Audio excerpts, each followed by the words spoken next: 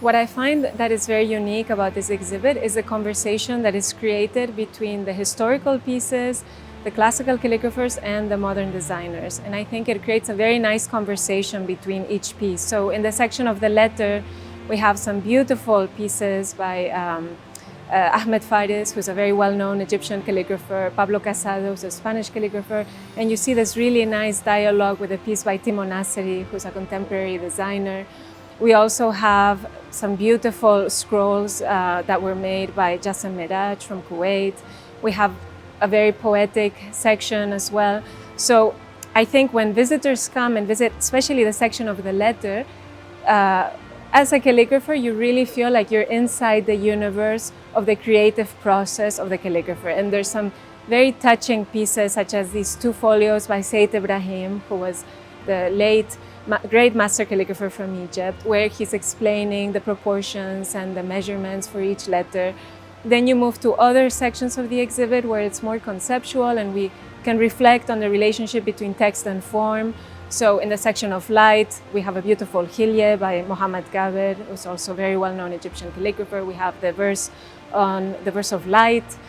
And in the section of space, we have pieces which are more architectural and which remind us both of course, the shape, but also what we do when we are in a sacred space.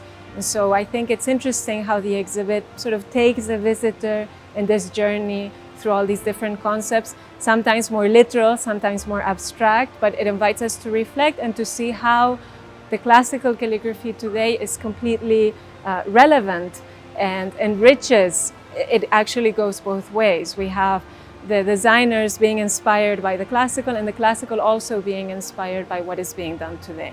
I think what is universal about the art of calligraphy is, of course, its beauty, which it can touch anyone who observes it, whether we understand its meaning or not.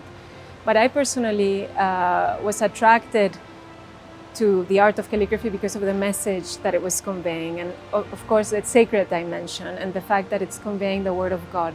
So that was personally what attracted me to the art of calligraphy. And I think when we talk about sacred text is meant to be universal, is meant to be understood by all peoples and all cultures. And so that is finally when you see the beauty and you understand the message and you realize that it's a message which is meant to touch everyone in humanity. I think any art in its classical form constitutes the source of inspiration for a lot of the contemporary arts.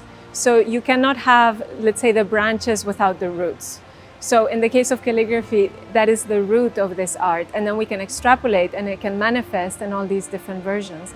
But I think it's what makes the art deeper is to have this very strong connection to its source. So I think as long as calligraphers continue to exist and to transmit their art in its traditional form, we will continue to have both the classical journey, calligraphic journey, and also the modern designers who are inspired by this journey.